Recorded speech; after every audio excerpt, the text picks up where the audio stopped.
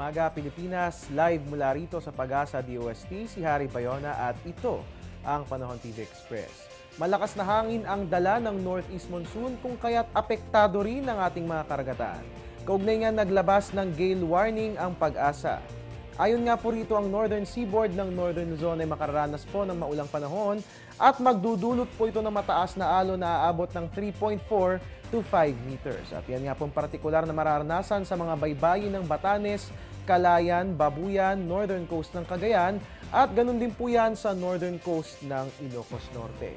Ang lahat po ng mga kababayan nating mga isda ay inaabisuhan na huwag na po munang pumalaot dahil magiging rough to very rough ang lagay ng mga nabanggit na baybayin. At yan nga po ang gale warning na inilabas ng Pag-asa.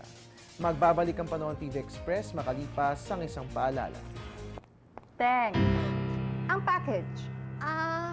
Ma'am, sabi ng Air 21 on the road na. Ano, Teng? Ang package. Ma'am, sabi ng Air 21 na receive na. Okay, very good.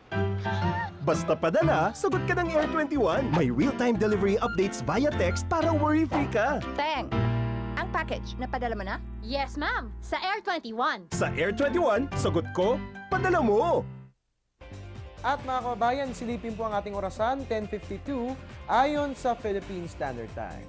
At yan nga po muna ang latest mula rito sa Pag-asa DOST. Ang tabayanan pong susunod kong ulat, mamayang alas 12 ng tanghali dito lamang po yan sa Panahon TV Express kung saan walang pinipiling panahon ang pagbibigay impormasyon. At your service po new weatherman, Harry Bayona, magandang umaga.